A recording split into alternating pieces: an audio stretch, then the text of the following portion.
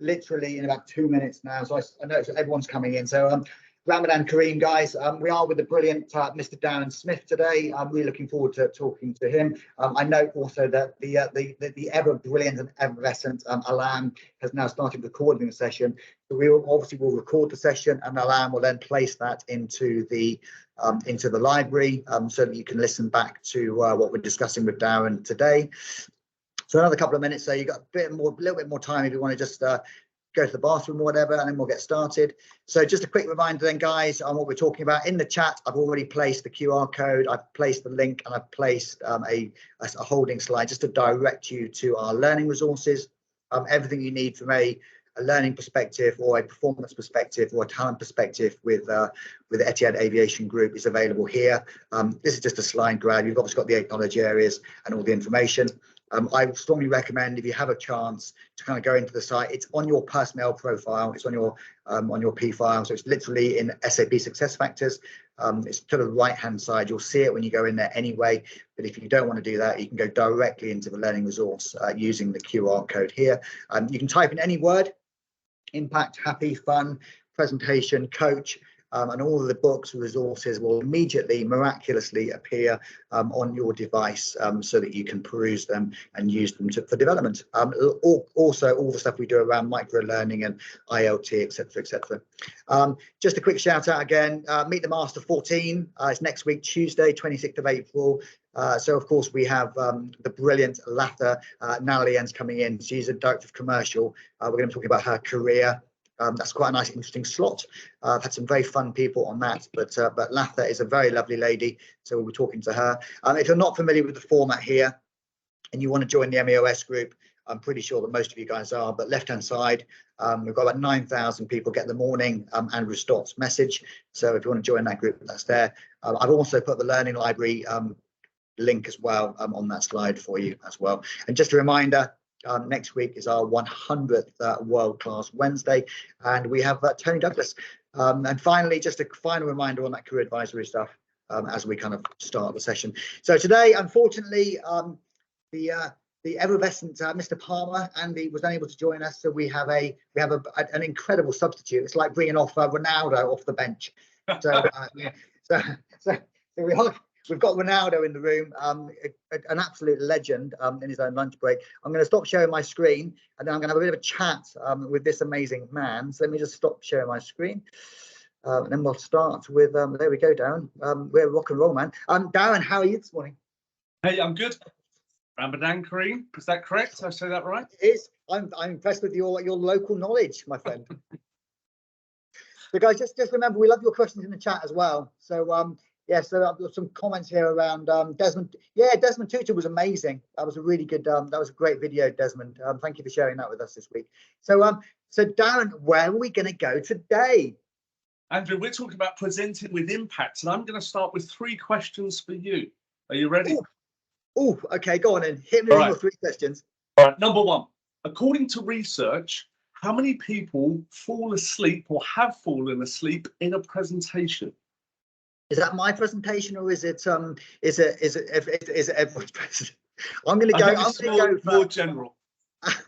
I mean, everyone falls asleep in my presentations. Are you looking for? Yeah. So we've got Vicky saying 20%. I'm going to go with probably 25%. Go on, give me a. Desmond saying 40%. You've got Push saying 10%. 32%. So nearly a third of us 32% have fallen asleep in a presentation. Wow. It's not good. Okay. We've got to change this. So let me ask you the second one. How many minutes into the presentation before people start tuning out? I would say probably. I would say it's probably maybe 2 minutes. Guys, let us know your thoughts. I'm gonna go with 2 minutes. We got 2. We got 5. No one falls asleep in Andrew's presentation. We can ask in Andrew's presentation. When do we fall asleep in Andrew's presentation? Andrew, I'd love to know the answer to that question. You're probably asleep by now, in all fairness, so you probably wouldn't be able to see the chat. So Andrew, probably 0 seconds. It's 10 minutes, Andrew. So we've got a third of people falling asleep in a presentation, or have done, and 10 minutes in, they're tuning out. Now, let me ask you the third question. Of a presentation, what percentage do you think is remembered? What percentage? And please share in the chat as well. What do you think? I'm going to go with 20. I'm going to be technical. I'm going to go 24% because I think that's quite yeah, 24%. I'd say. Ooh, Vicky's close. The actual answer is 3%. 3%. That's obviously when they're speaking to me. So that's an interesting lesson. So 3%. Wow. That's 3%. So in a 60-minute presentation, let's say today, these guys are only going to take away 1.5 minutes. What a shame. What a shame. All that effort. So we've got a third of people falling asleep. They check out in 10 minutes and they only remember 3%. We've got to change this. We've got to stop these boring presentations. And that's what today's about. That is what we're so desperate. Do you know what? I can't wait because I'm a constant learner, as you know, Darren. So I'm looking. I know you are. Well, this is going to be a roller coaster. It's going to be quite fast. Are you ready? Yeah, we're definitely ready. And so, guys, please remember as well that we love your questions and we love your answers in the chat. Yeah. So I've got my absolute superheroes listening in as well, and we are of course recording. Just a reminder. So go on in here. Go on in, Darren, and blow me away. Keep me awake. Right, here we go. So I've seen and delivered over 1,000 presentations. I've seen the mistakes. I've made mistakes. I've seen the great stuff, and I want to share it with you guys in 60 minutes. And I'm going to do that in 10 top tips. All right. 10 top tips in 60 minutes. And we've got a way we're going to do it. Now, my end in mind, I'm going to come back to that, but let's remember end in mind. My end in mind is that Andrew is going to send me a message after this on WhatsApp telling me it was a brilliant presentation. All right, Andrew, that's the end in mind. That is your measure, is it? That's the measure of your success, that you get a phone call from Mr. Stotts at the end of this call. Yeah, you're guaranteed, mate. You're guaranteed that because I love you very much. Here's my second part. My objective is that 80% of this audience make one small behavioral change within 3 days. So 80% of the audience, one small change in 3 days. That's my objective. All right, we'll come back to that in a bit. All right, so we've got an end in mind, we've got an objective. Okay, now the way we're going to do this is with a mnemonic. So Andrew, let me ask you, how did you remember at school the compass points? It's going to be for me, never eat shredded wheat. Brilliant. All right, so that's called a mnemonic. Mnemonic is just a Greek word for remember. We're going to create a mnemonic together. We're going to use the word presenting, which has 10 letters. All right, you good with this? I am always good for it, mate. Yeah, never eat shredded. I'm just typing in, trying to work out how to spell wheat at the moment. So never eat shredded wheat. There we go. Just right. For those of you who have no idea what shredded wheat is a very kind of like dry breakfast cereal that requires lots and lots of milk. And I suppose discussing that during Ramadan is probably not ideal. So please forgive me for that. But never eat shredded wheat. Yeah, north, east, south, west. That's it. And that's how you remember the compass point. So I'm going to give you something similar. Would you grab, and would everyone else grab one page, a blank page, and let's make it portrait? I've come prepared. Right. I have my sheet ready. All right, perfect. What I'd like you to do is split that into 4 columns, please. Equal columns. 4 columns, here we go. I've got my 4 columns. I'm doing that. Yeah, 4 columns. All right, cool. Now here comes the tricky part. You're going to split that page into 10 rows. Oh my goodness gracious me. Yeah, now so that's probably 9 lines, isn't it? Is that 9 lines? I think it is 9 lines. I think that's 9 lines. Now you're going to end up with a big one at the bottom, a small one at the top. Hey, it doesn't matter. 1, 2, 3, 4, 5, 6, 7, 8, 9 lines done. Yeah, I've actually done pretty well. I'll show you in a second. You'll be impressed with me. Yeah, look at that. It's not bad, okay. Right? Good. That's good. Right. So you're going to end up with something that looks a bit like this. Oh, not as good as yours. But do you want me to write presenting down the side? That's the next bit. I'd like you to, in the first column, these 10 boxes, I'd like you to write the word presenting, a P, an R, an E, and so on. And let me know when you've done that, please. I have definitely done that. Guys, we would love you to play along with us, and we'd love to see your pictures of that as well. So please make sure you're playing along here in the side. Ali shared his. Brilliant. Okay, so what this is about is we're going to share 10 tips. In this column, you're going to write a couple of words. You won't know what they are yet, but it'll be just a couple of words, and I'll give you the first one as we go through. In the third column, you're going to add some notes. Might be a couple of words. It might be a few other pieces that help you remember it. And this one, you're going to draw a very small picture. All right, now you can't do any of that yet because we haven't started, but that's what's going to happen over the next 16 minutes. Are we good? We are absolutely rocking it. Cool. Right, so everyone's got one of these. Now, that means, Andrew, that in 10 top tips, we've only got 3 to 4 minutes per tip. It's going to be a roller coaster. We like pace. It's going to keep us awake. Oh, okay. Should we go for it? Let's go. Do I need runners on? Do I need running shoes on? Trainers on? Or are we going to be okay? Okay, I won't change my footwear. Plus, in that time, we're going to ask the guys some questions as well. So we've got a lot to pack in the next 50 minutes. Excellent. Okay, right, the first one, very first one now, P is for procrastination. Oh, sorry, yeah. Grab the right page. So that's the word, that's the word. That's the word, procrastination. Now, I'm going to share a quick story with you. When I was a frozen food buyer for a supermarket, my director said, Darren, at the buying conference, 2 weeks on Wednesday, 9 a.m., I want you to do a presentation on frozen peas. Oh, exciting. I mean, who knows anything about frozen peas? Supposedly I did. Right. So the rest of that week, I'm thinking, oh, I've got lots to do. I'm not going to do it that week. I get to the next week. Oh, there's lots to do. I just can't get it done. So now it's Wednesday and I've got a week to go. So I say to myself, Friday, I'll book out Friday and I'll nail this. Absolutely get this done. Friday, something comes up as it always does. But I'll do it on the weekend. I've got the weekend, Monday, Tuesday, Wednesday's the presentation. The weekend we went out with friends, that didn't happen. We're now Monday, but Monday's Monday, isn't it? So I've got Tuesday. When do you think, Andrew, I started my presentation? Started preparing for it.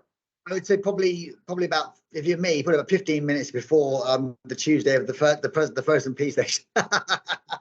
So the presentation's at Wednesday at 9. I pulled an all-night probably at Wednesday at 8:30.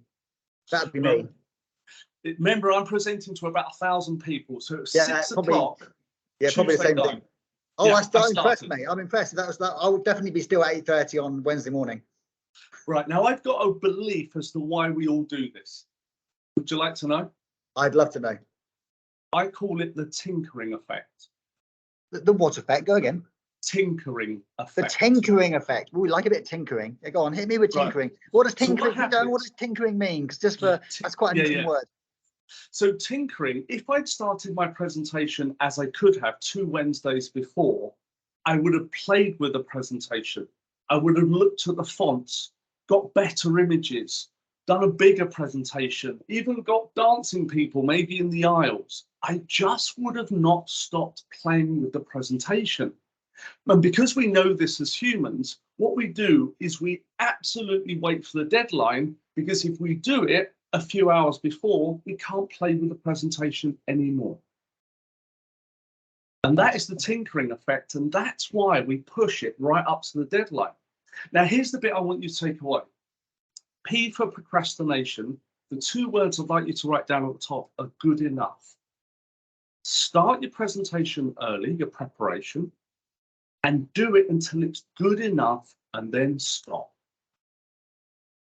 So we've got to resist this temptation to tinker, to play, to adjust, to get it absolutely perfect. And that's why we don't start 2 weeks before.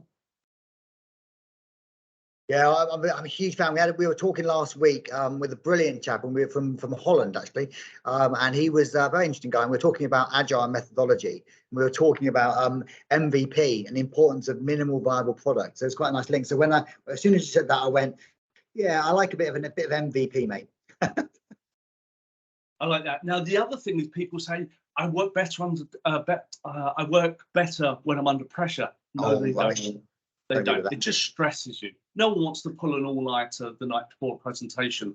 So my top tip and my P for procrastination is start early and make sure you do the presentation, your preparation, until it's good enough. You have to be disciplined. Otherwise, you will continue to tinker, play, adjust your presentation right up until it starts.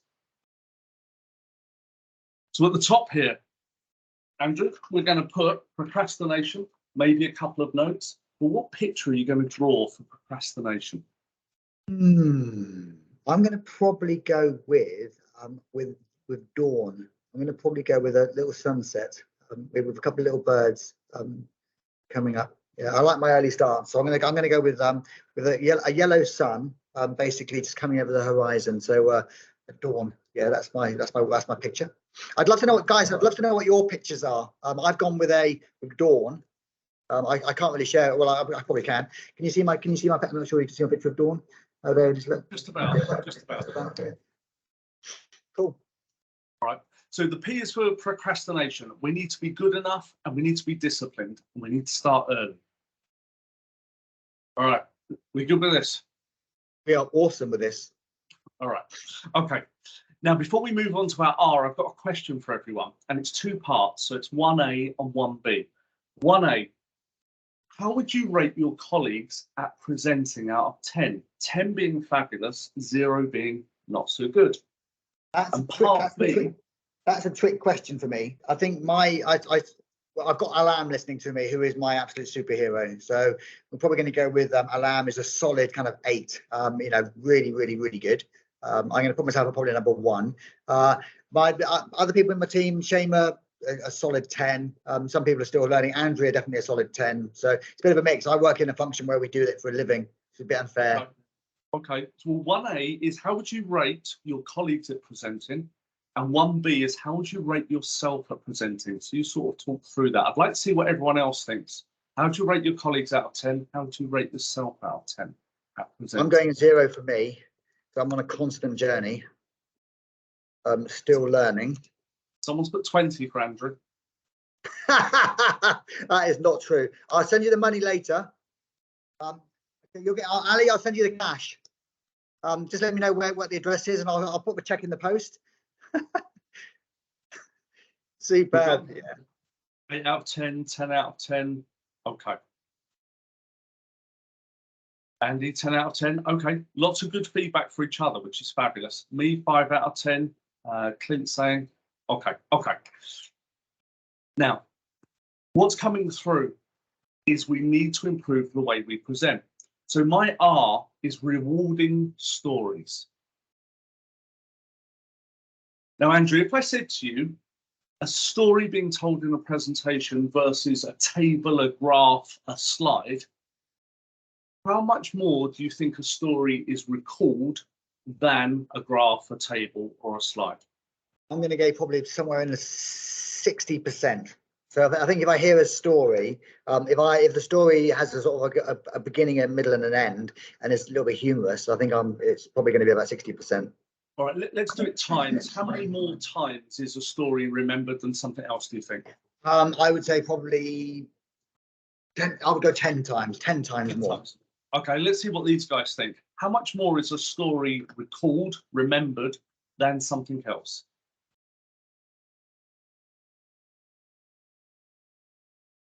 Oh, we've got Desmond saying he thinks graphs work better. Nora has gone with the 80%. I've gone with 10 times more. Yeah. Okay. So the answer, our R for presenting here is rewarding stories is 22 times more. 22 times more. Wow. And Nora's absolutely right. We're all related to stories. So what we normally find once we share that is people then think, I can't tell stories. So Andrew, I've got another question for you. Could you tell me about a time when you injured or hurt yourself? I'll tell you what, face planting into a tarmac doing 40 kilometers an hour on my bicycle. Yeah, it hurt a lot. Tell me about what led to that. What happened? The pedal snapped. The pedal snapped on my bicycle. Luckily, the brilliant Abu Dhabi police were only about 10 meters away when it happened, and they immediately closed the motorway.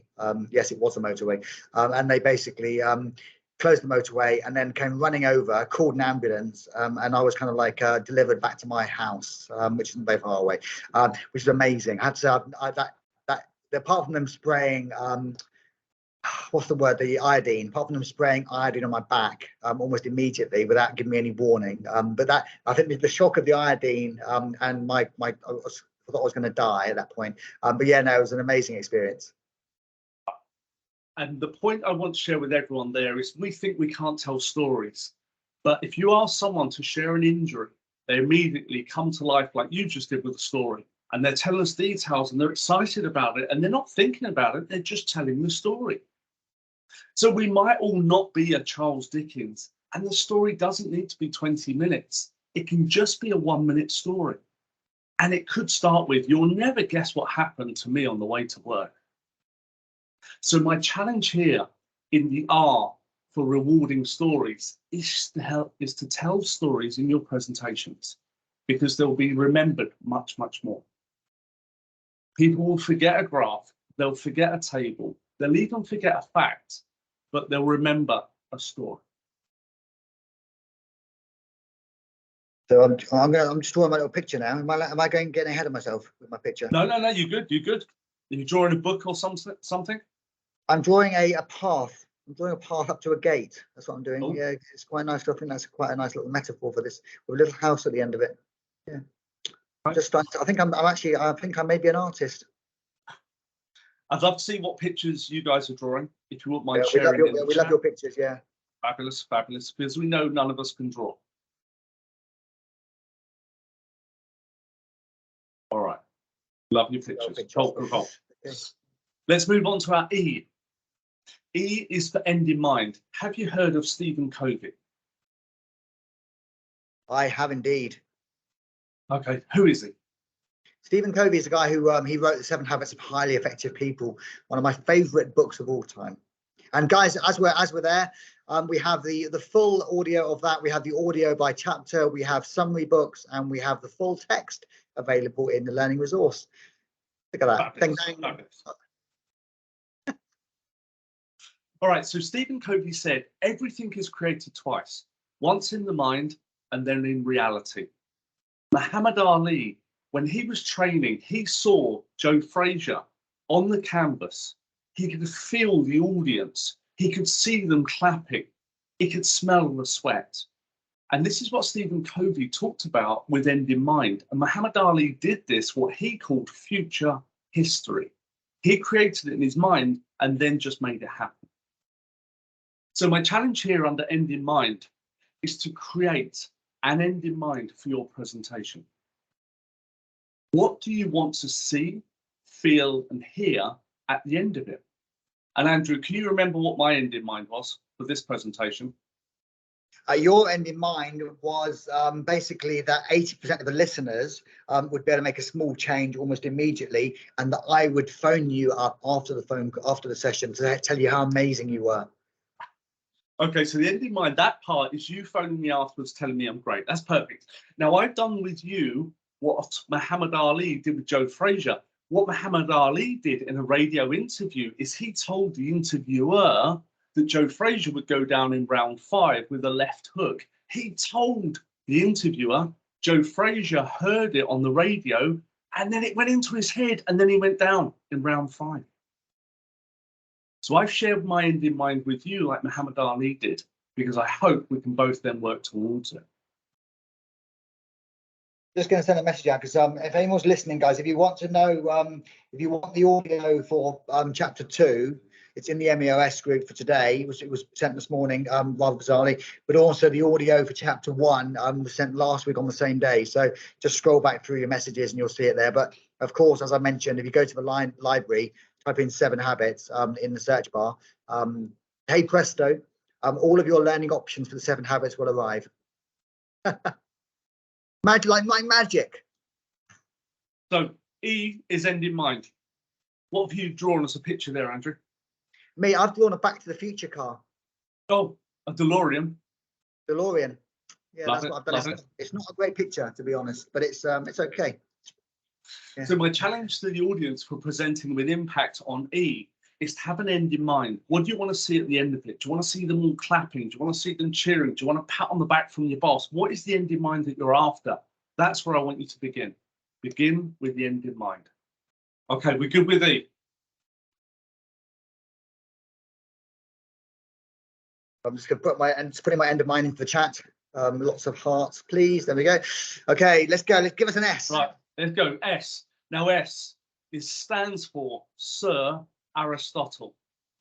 Now I know he's not a sir, but I couldn't get the word to work without it. So Sir Aristotle, now do you know his technique for presenting? You know, I was talking about this yesterday with one of our vendors, but please enlighten me again, Darren. All right. Tell them what you're going to tell them. Tell them what you've told them. Also known as the army technique. So at the start of my presentation, I said, what I'm going to do is talk you through 10 tips using a mnemonic of the word presenting. That was the first part of Aristotle's tool. The second part is what we're doing now. And guess what I'm going to do at the end of this presentation? You're going to tell me again, and you're going to remind me what you told me. You're there. So for this one, I'd love you to write for the S, Sir Aristotle, and the image is maybe a picture of a Greek guy. Tricky to draw. Yeah, a Greek guy. Yeah, I'm trying to think. Maybe a broken plate would be quite good. Vicky, what are you putting? Vicky's in Greece. Vicky's got she's probably the most. What would you put for a Greek guy? What's the most Greek symbol, Vicky? I was actually just checking up if we can replace the S with Socrates' student, Aristotle. So I was just checking if he was his student. That's what we love, you see. That's why we love Vicky so much. I love that. I really love that. I would put the Greek flag, Andrew. Simple, easy. easy. That's great. Yes, that is the Greek flag. I've got the Greek flag. I know what that looks like. So I'm now putting the Greek flag into my drawing. There we go. The Greek flag is my answer. Beautiful. Yeah, we're good. Okay. Now let's move on to our next question. I'm going to ask you, Andrew, and the audience, what is the most engaging headline? I've got 4 options for you, A, B, C, D. All right. So A, and imagine we're on a slide. It's maybe a graph or a title, and this is the a table and a graph, and we've got a title to this. A, total UK population. B, total UK population 1962 to 2022. 3, total UK population growth over 60 years. D, better healthcare doubles UK population in 60 years. Going with D. That's why we love you, Andrew. I'm going for a big fat D. I'd love to know what you guys think. We've got one for C. We've got another one for D. Any thoughts on those 4? It's kind of telling us, because I suppose it's telling a story, right? What was the E for, by the way? I missed that. I wasn't paying attention. Oh, we're just coming to E. We're just talking about it now. Given it to me yet. Okay, fine. All right, so we've got some D's coming in. That's where I was leading you to. I get some people might favour some of the Celine, others. good thought, B. I would like Celine. Good thought, Celine. Valentina, very, very good. Yeah, we've got another D. I think D wins the day, in this case, Dan. E is for engaging headlines. Engaging headlines, there we go. We've got to stop. I'm on a mission to stop boring headlines, boring titles. My challenge is that we use headlines, titles on slides like newspapers use headlines. You will never see a headline in the front of a Sun newspaper or any other newspaper that says UK population over 60 years. They'll find something with punch. And what they want to do is sell newspapers. What we want to do is engage our audience. So I want you to replace all those headlines, all those titles in the slides with something that has an insight. You don't just label it, you use it, because every part of your presentation has to earn its place. Now, there's a brilliant TED talk by Chip Kidd, and he says this. Oh, he says, don't do this. Don't show me it's an apple and tell me it's an apple. It's pointless. They have to complement each other. They each have to add value. They're not just copies. So Chip Kidd, who is a designer of book covers for a New York publishing house, in his brilliant TED talk, uses that example. So I've stolen that from him. We've got to grab the reader's attention in every part of our presentation, and headlines are a key way to do that. You'll remember, Andrew, in the 80s, there was a cracking Sun. The Sun is our cheap newspaper, and it said Freddie Starr ate hamster.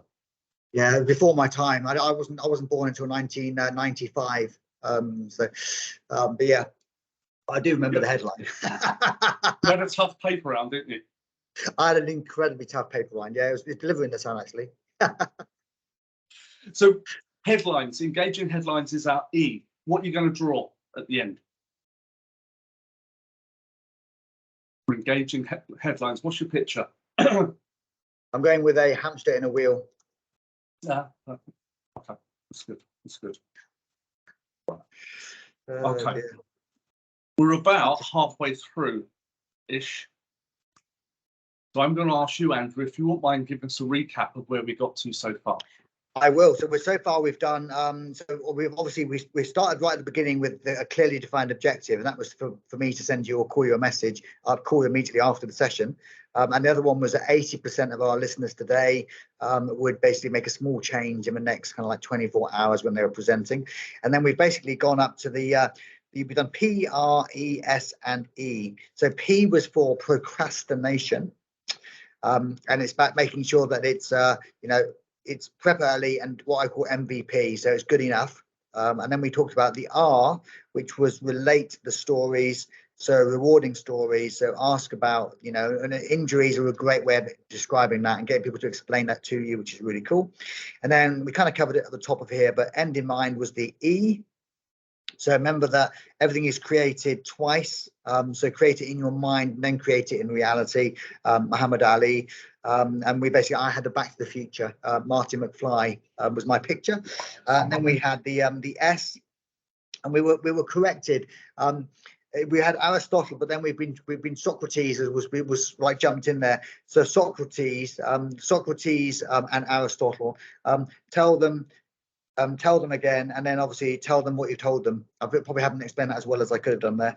And I've got thanks to Vicky, the Greek flag, and the E was engaging headlines. So don't show them an apple and then tell them it's an apple. Do you know what? I see that almost every single presentation I go to. People can't get their head around it. I keep telling them I do a lot of I deliver a lot of TTT or trainer qualifications for the business. It's a big part of what I do, but it is what I do.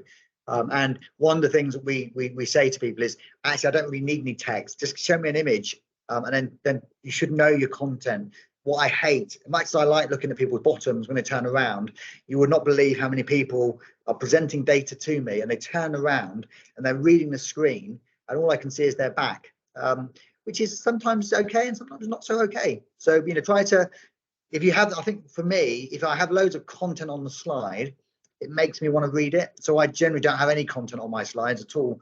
If I'm using a slide, one of my very early mentor of mine, 400 years ago, he said to me, why would we want to look at slides? Because when I started my career, there was no such thing as PowerPoint.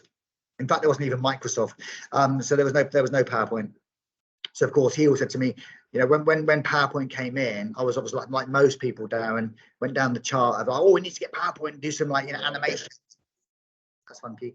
And he said to me, he said stops. If why would people want to look at PowerPoint when they can look at you? Yeah, and I've always carried that with me. I like that. So I'm gonna add to that. You are the presentation. Yes, you are the presentation. Beautiful. I like it a lot. You are the presentation. I'm also going to give you one more bonus piece. We can read 7 times quicker than you can speak. So if you've got 7 bullet points, the speaker's on bullet point 1, the audience is on bullet point 7, just waiting for the speaker to catch up. That's why we never put all our text on a slide, because they're just reading. Nice. I love it. I love it. I love it. I love it. Because there's another one around the sort of thinking speed as well. That's interesting. But I won't bore you with that now. But yeah, it's very interesting. Well, there's also a lovely phrase that goes, use PowerPoint not like a drunk uses a lamppost for support. Use it for illumination. Oh, I like it a lot. So I'd just like to ask the audience so far, what's your favourite or the one that you will use to make a behavioural change in 3 days? Small change. What are you going to use? Either P-R-E-S or E so far. Which one? I'd just like to hear what's resonating. Well, look, guys, what do you think? We've got engaging headlines. Nice, Vicky. Yeah, good. Yeah, I think that's a really good one.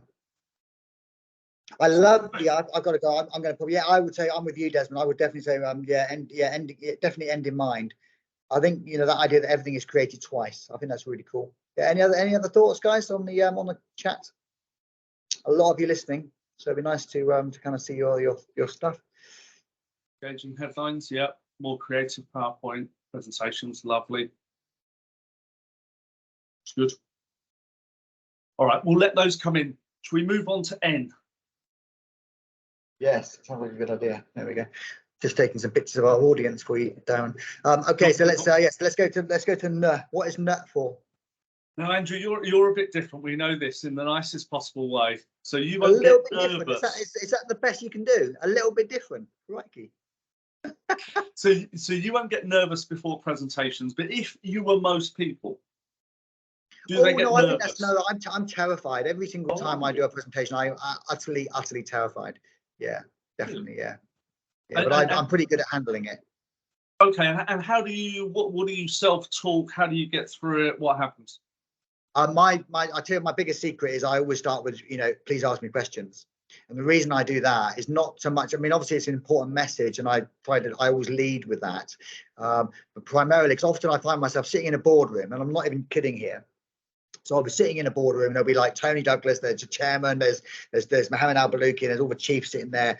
I'm sitting there going to do my little thing. It's going to take about 10 minutes, and I'm listening to all this kind of stuff going on. And sometimes it's a nightmare because I could be sitting there for 2 hours, right? And I'm not even sure how I'm going to sound. And I'm thinking, oh my gosh, I've got to stand up. I haven't said anything for 2 hours because I'm not even being invited to have a conversation because I'm only like a lowly VP. So I'm not invited to have an input, and they're discussing whatever's going on. Then eventually it comes to me, and they go, "Stots," yeah. And of course, then I'm going, "Am I going to go?" Oh, it's a nightmare. So I then say, I pretty much know what I'm going to say, which is, of course, let me start with questions are the most important thing here. So if you want to, please feel free to ask me any questions. And actually, what I also know is that they will have seen my presentation, or they'll have seen my kind of like my content. In prep for themselves, and they're pretty good at that, to be honest. So sometimes they really like it because they're busy people. They're quite red. We've discussed that in the past, maybe with this group. So they're quite red, so they probably are coming with questions. So therefore, if I ask that question at the beginning, it almost becomes much more of a debate. I haven't got to present, which is really useful. But yeah, going on if I go on stage in front of 5,000 people, definitely I do the same thing. So I really encourage questions. And once I've done it. Like this morning, I was doing a big presentation this morning, and to be honest with you, after about 5 or 6 seconds, I was cool. But that 2 or 3 minutes before I stood on stage, I was pretty terrified. Yeah. And that's a good tip. So you're pulling from the audience rather than pushing in the influencing technique. Try to ask some questions. I also, what I tend to do is, I think, which is a good thing I've learned a long time ago, is that when people are arriving, so like when they were arriving for the presentation today, it was quite a big number today. But when they were arriving, I'm kind of high-fiving them or fist bumping them. As well. And so actually, by the time I actually got on the stage to speak, they sort of already have a connection with me. I'm not like so I've already done my smiling, my eye contact, my fist bump. Hi guys, how you doing?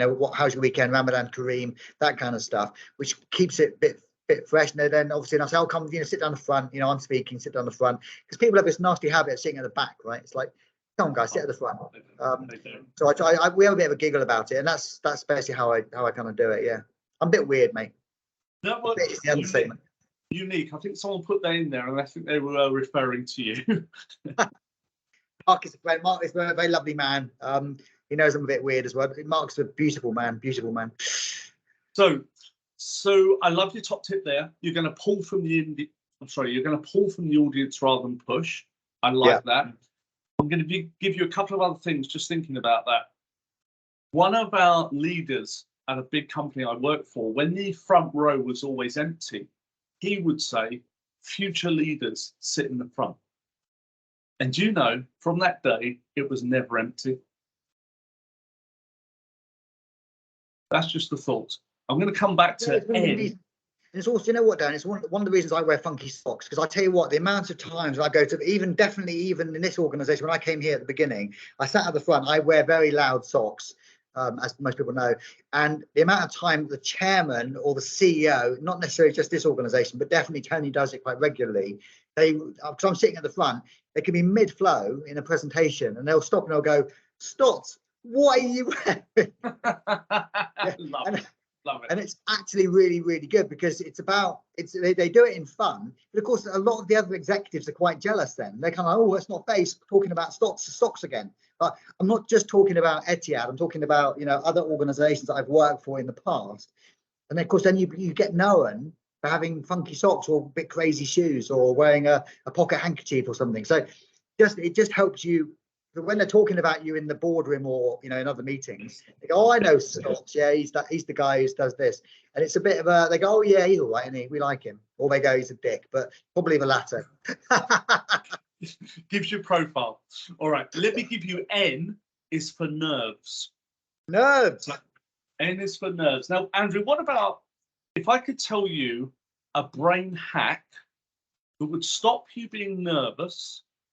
Is so simple, you would dismiss it in seconds. I would be your friend forever, even more of a friend, Dan. Even wow. Okay. All right. Now I've got just such a thing for you. Now I dismiss. You're not going to tell me. I'm going to tell the audience, and not you. I dismissed this when I first heard it. Right.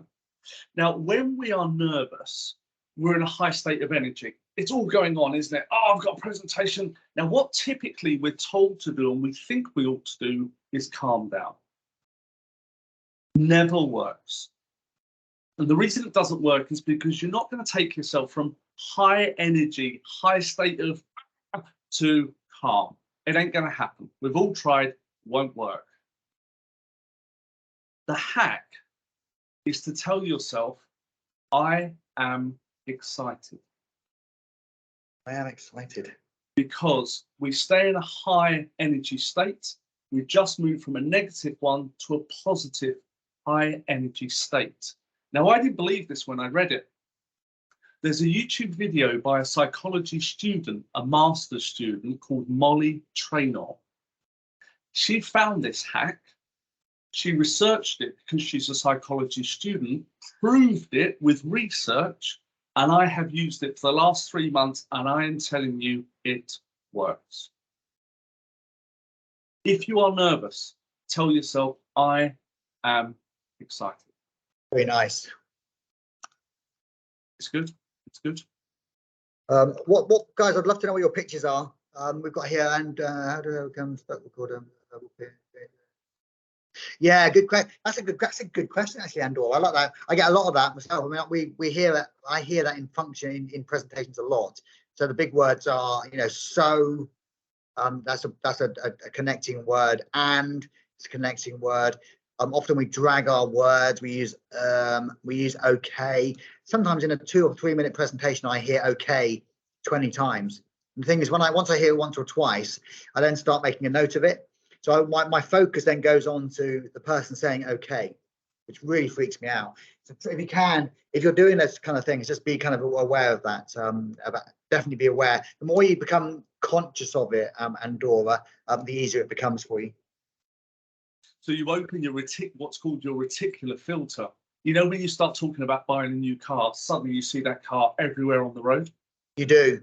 That's your reticular filter. Once you open yourself up to, because someone said, "I say okay," or "I say this," or "I say that," it's the first step, and it will start to reduce after that. Well, yeah, because now I'm driving around in a red Ferrari. I just see almost every other car is a red Ferrari. It's amazing. Top tip, mate. Right, we've got 16 minutes of our roller coaster left. T is for targets. Targets. That's an easy picture. We have our end in mind. Stephen Covey, what we feel, what we see, what we hear. But this is the left brain stuff. Stephen Covey's end in mind is the right brain stuff. So the left brain is targets. Andrew, can you remember what SMART stands for? What SMART stands for? So specific, measurable, achievable, relevant, time bound, and agreed. Awesome.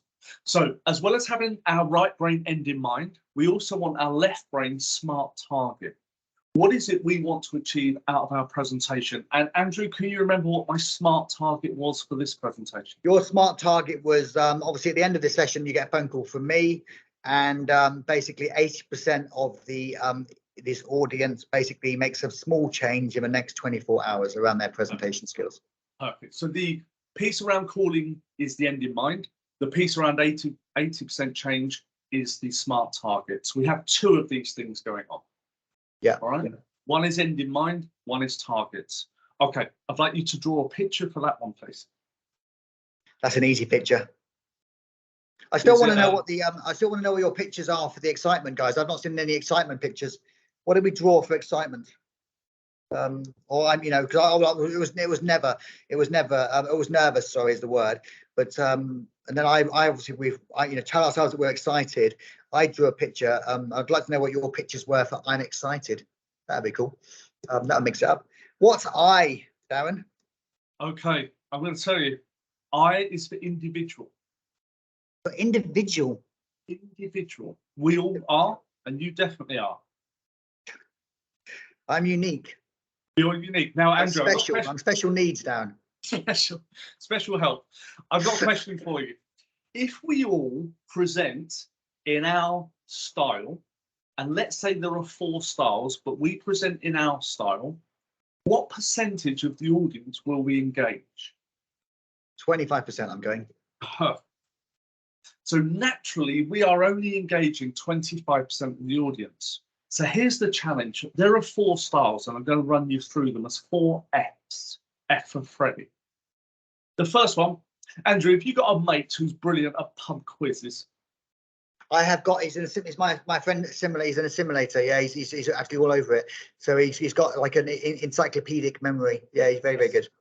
Yeah. Very annoying, aren't they? They just got all this really stuff. Irritates me, actually. Really irritates me. But then he gets really. I mean, honestly, you wouldn't believe the amount of data during COVID. I mean, it was just to a point where I was like going, "Shut up," because he was just quoting all these stats, and it's just like, okay, enough. I don't need to know anything more about this. This is fine. You've completely. You're killing me, mate. You're killing me. Killing me with boredom. We went to a pub quiz the other night. What is the thing called that is the virtual judge at Wimbledon? What? I know, it's called Hawkeye. He knew it. How do you know this stuff? Anyway, our first F is facts. So there are 4 Fs. The first one's the fact people. The second one is form or structure. That's our second F. Andrew, what structure have I used in this presentation to appeal to those people? The form. Yeah, you're using a mnemonic. I'm using a mnemonic, which they love. The form people love this. I'm just being interested to see what your other 2 Fs are. Because we have our 4 colours. We have our yellow, red, green, and blue personalities. We do a lot of profiling. And if you haven't done the profiling, there's a great app on your Power app if you're an Etihad employee. And it will give you a full report on your personality profile. We talk a lot about sender-receiver outcome and modelling our behaviour for the receiver. So I'm liking this down. Again, it's available in the learning in our learning work zone with all the videos and books are linked to it. So it's good. And the test is there. 12 questions. It's a blinder. Have a go. Sorry, Dan. You've got 2 Fs. That's right. Our third F is future. So I've talked about changing behaviours. This audience changing one small thing within 72 hours, 80% of them in the future. So our third F is future. And our fourth F is feel. These guys love stories. They like the emotional connection. So the question I've got for the audience is, of those 4 Fs, which one do you think Andrew is? We've got facts, form, future, feel. Oh, I'm a feel. You're absolutely right, Pippi. He's a very so I reckon then for my colour friends here, I've got so I've done my little brain's been going overtime there. So I'm going fact is my blue personality types, form is my red personality types, future is my yellow personality types, and feel is my green diverger personality types. So very interesting. Yeah, I like it. Brilliant. So eyes for individuals. Now, when we write and prepare our presentation, we need a checklist. Are we appealing to all 4 different styles in our audience? Whether you use your profiling tool or something else, it doesn't matter. But we've got to appeal to all 4. Yeah. If we want any chance of engaging 100% of the audience, we have to make sure we don't just communicate in our chosen default style. And this is really useful because obviously definitely our board and our XCOM are very red, guys. So that's a fact. You know, so they are very, very kind of like they're quite form in the way they do things. So it's much easier. And this is something I would say, you know, anyone who's listening to this call right now is that when if you are, you know, unfortunate enough to be presenting to those people, you know, first of all, good luck. And let me help you if you want my help with that. But the second thing is, don't try to tell them how clever you are because they already know how clever you are. My strong advice would be share some data with them and then lead with that kind of question because they want it to be brief and fun and sharp. Yeah, they don't want to be, you know, what I hear from them when they talk to me about it and they say, you know, this person just bores us and we don't want that. Can you please help them? I always say to them, the person I'm trying to help, don't try to show the board or the XCOM how clever you are. They know how clever you are. That is not in question. What they want to know is basically what you're doing with that cleverness and how you're making it simple for them to understand. That's what you need to do. So yeah, it's a good, really, I like those 4 Fs: fact, form, future, and feel. Nice. Brilliant. Brilliant. We're going to move on to N. So we're nearly at the end. N is for no to PowerPoint. Yes. Now, I would like to ask the audience, what percentage of people default and use PowerPoint or slides? What percentage generally across the world? What's the percentage you think? I should probably go 99.9999999% because I'm that one person who doesn't do it. So I'm going to go like that. Got some 80, 98, 70, 70. 9.9, yeah, 95. Okay, it's close, it's close. The answer is 89%. So 9 out of 10 people. Ali's the winner again. Ali, you're on fire today. Ali, I need to send you another check. 2 checks. Need that address, Ali. Just like you're in Saudi Arabia. You're in Saudi Arabia, Ali. You're in KSA. I love KSA. Anyway, go on. Sorry, Dan. I'm waiting for. So 89%. Now, when we get a brief or a pitch, or we've got a big presentation or coming up, our default is to go straight to PowerPoint, open it up, and start typing. And I get it; it's easy. PowerPoint, Microsoft have done an excellent job. But the problem is, if we start there, we miss out on our end in mind, and we miss out on our targets. So we shouldn't start with PowerPoint. Now, I'm going to go one stage further. Andrew, what format could we use if we don't use PowerPoint or slides? What would you use? What would I use? I quite like I suppose whiteboards. I like telling a story using either a flip chart or a whiteboard. I think they're probably the easiest way of doing it. And I would probably and I tend to, and everyone who knows me on this call would say that I also send learning content pre-learning. Mostly because I'm kind of going after my my fact people. So then if we lead with a question, it's useful. Yeah. I'd like to hear from the audience. What other formats could you use other than slides? And I'm going to share some as you share them with me. Sometimes it might be slides that are images and then just print them off A3 as boards. Yeah, nice. It could be a mind map. It could be you've got a product and you just talk about the product and get them to hold it. Very important for touchy-feely people.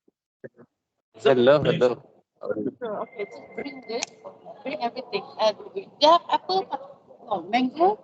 Mango, pineapple, and Not sure whether we've got someone done. Let me just see if I can go and mute people for a second. That's Yep. Sorry for the there's a lot of people listening, so I just want to just go in there and I think we're okay. No, we're good. We're good to continue. Yeah, sorry for that interruption. I do apologise. That's all right. That's all right. We're good. So my N is no to PowerPoint. Don't start with PowerPoint. Start with your 2 types of targets: the right brain end in mind, the left brain smart target, and then which format meets your objective, because it won't always be slides. And in fact, when most people see slides, you see them, they sort of move to this position in the meeting room, crane their head, lock it there, and wait until it's over. We want to engage them. We want them moving, want them chatting, holding stuff. That's what we want to do. So if we do A3 boards, maybe we hand them around and they've got hold of them. It's any format that engages your audience that's not slides. Nice. Okay. What did you draw for that, Andrew? I drew a PowerPoint presentation with a big cross through it.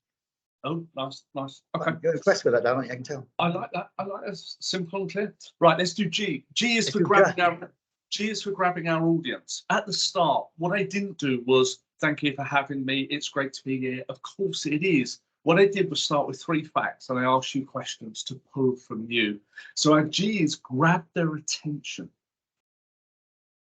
Don't start boring and don't end boring. It's valuable time wasted. Remember, every part of your presentation has to earn its place towards achieving your target. Now, the last bit we're going to do is come right back to Aristotle, Sir Aristotle. And I'm going to ask you, Andrew, in the last few minutes to run through all your 10, because we're going to tell them what we've already told them. Okay, here we go. And so that's our top tips then for presenting. So the first one is stop. Yeah, I've got my sheet here. Look at that. I'm massively impressed. Look, how cool is this? So we've got we're using the mnemonic of presenting, and the first P was procrastination. Guys, play along here if you want to with your in the chat for me. I'd like to know what you've kind of written here. So I've got make sure you prep early. Minimum viable product I've got, and it's good enough. I used a little picture of dawn. The R was for rewarding stories, so relate to stories. And a great tip is actually get someone to tell you about an injury or an accident they've had and listen to them. And I have my little gate with my little path leading up to it. The E was for start with the end in mind. So remember, everything is created twice. So it's created first of all in the mind, and then it is created in reality. So my little image was Back to the Future with Marty McFly there. The S was for so we were corrected by the brilliant Vicky. So we went with Socrates and Aristotle. So we tell them again, and then tell them we told them, which was the 3 tells. And then I put a little Greek flag for those brilliant philosophers. And then the E was about engaging headlines. So don't show them an apple and tell them it's an apple. Be a bit more original. So really grab their attention. Beautiful. Yeah. I basically had a little hamster on a wheel that was kind of helping me for that one. The N was about nervousness. When we feel nervous, just tell ourselves that we're excited. Pull the audience, to the front. Make sure that if remember, future leaders sit at the front, guys, which is really important. I did a little picture of a crazy man on there as well. And then we had the T is for target. So we had the SMARTER mnemonic, which is specific, measurable, achievable, relevant, time-bound, and agreed. I drew a picture of a target, which was nice and simple. Then we had I for individual. We had the 4 F's of fact, form, future, and feel. Keep it authentic. Really important. The N was, I love this one, and it's why we haven't got PowerPoint today. We didn't need it, guys, did we? So no PowerPoint. Really keep it fun. I drew a picture of a big cross through a PPT logo, and then the G is for grab the audience's attention. I'm a huge fan of kind of what's the benefit and the interest of people listening, so grabbing their attention. Wow. That was awesome. I'm loving these pictures in the chat as well. That was amazing. Dan, can we ask you? Can I just ask you a couple of questions before we kind of finish, if that's okay? So I'm not sure if you asked this question before. I'm going to just quickly show. I'm going to start. Just a bit of a reminder on what's coming next. But if you were to go back and you met your 18-year-old self, what would you recommend? How would you kind of coach yourself? Yeah, but how would you talk to yourself if you were 18 now, Darren? What would you tell the younger Darren to do? About presenting or generally? But generally about life, my friend. I would tell him to read 3 key books and discuss them with a mentor. And those books will be Napoleon Hill's Think and Grow Rich. Oh, yes, good book. Dale Carnegie's How to Win Friends and Influence People. In the library, beautiful. And my third one would be Brian Tracy's Eat That Frog. Oh, that's also in the library. So all those books are actually available in the library. That's fantastic. Yeah. All 3 books changed my life in different ways. Dramatically changed my life. Yeah, super. And I will add my one. I suppose my favorite, but most of you guys know this, but it's the 1 Minute Manager Meets the Monkey. Because I know I harp on about that book a lot, but there is that book is available, of course, in the library. But you know, the 1 Minute Manager Meets the Monkey for me is the lesson of delegation. And if we kind of like particularly when we're leading teams, my early part of my career was a disaster at delegation, but when I eventually kind of learned the art of delegation, and that was largely down to the 1 Minute Manager Meets the Monkey. Just a couple of things, obviously, guys. It's our 100th event next week. Tony's in. Very excited. I've got a very special jacket for Tony, so I'm going to be wearing a special jacket when I'm talking to Tony. He's a man who likes a nice jacket, so we're going to be chatting to him. The week after, which is obviously the week after Eid, so 4th of May, because there will be no World Class Wednesday during the Eid break, as you can probably predict. We have the one and only Dr. Frankie O'Connor coming back. He's going to be talking about the future of aviation, giving his COVID update in the World Class Wednesday webinar as well. So very excited about that. Guys, finally, just for me, just a massive shout out to the brilliant Alam, as always, who kind of coordinates and sort of manages behind the scenes. You guys can't see it. Massive thank you to our brilliant speaker today, particularly stepping in at the last moment and sort of helping me out today. So Darren, we love you very much. Some fantastic tips from you. And just finally, as always, guys, of course, even about Ramadan Kareem from me, but can I just also just say a thank you to the audience, because guys, World Class Wednesday doesn't happen without you guys dialing in. You know, lots and lots of you again dialing today. Amazing. I'll send some pictures to Darren in a minute. He'll be staggered by the numbers. Superb, guys. Love you all very much. Stay safe out there. Speak to you all very soon. Darren, that call is coming any second now. Take care. Cheers, Good luck, guys. everyone. Bye.